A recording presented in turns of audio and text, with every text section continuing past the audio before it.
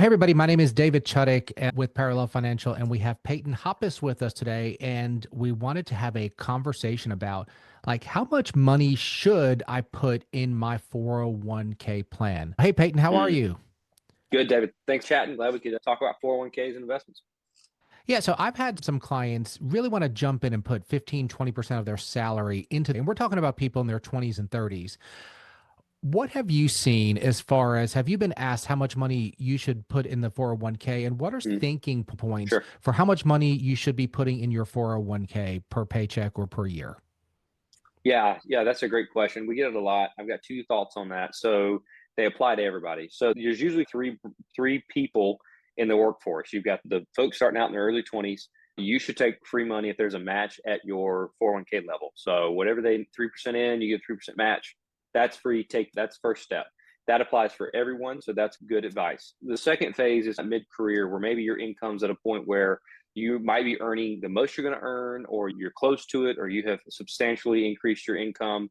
Maybe it's a household. And so then you want to reevaluate if using your 401k for a tax mitigation play, if you will, to reduce your taxes is a good thing. And so a lot of times we'll see people start at 3%, 4%. And then as we get into that mid career, maybe the number was 3 or 4,000. Now we're doing 10 or 15,000 as we go. And then as you get later in life, sometimes maxing out that 401k makes sense depending on, again, your tax bracket. But a lot of times we've seen people as they get closer to retirement, they start taking a little less and putting in their 401k and putting it more into cash or a brokerage account to have more cash on hand. So it's a sliding scale, it just depends on each situation, but that's what we've seen by and large. And again, mid-career could be 28, it could be 35, it could be 45. So everybody's got a different timetable in which these things kind of change and slide. But that's one. And then some of the Well, best let me ask you a practices question, with Peyton. Let's say someone in their 20s or 30s, let's say they're putting a lot of money in their 401k. Maybe they've accumulated 50, $100,000, and then they have an emergency in life. They need to maybe replace a vehicle or do home repair. That maybe they lose a job and they can't find a job and they need money to live off of. How easy is it for you to access your 401k money while you're still working for that company? And what are some of the ramifications there?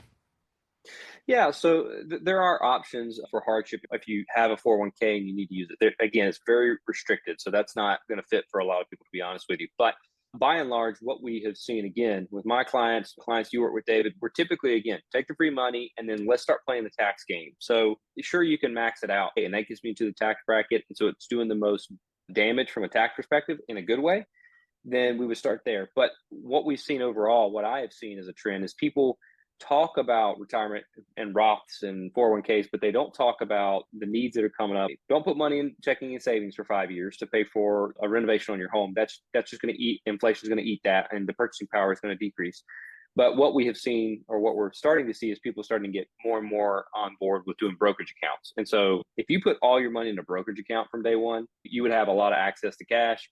It doesn't help you tax wise, but at least you still have that money. The same dollar would have been in a 401k and growing, right? So it's almost the same situation, but we want to make sure we do a little bit of both. And so a lot of my clients, we are planning for future home purchases, future car purchases, weddings, babies.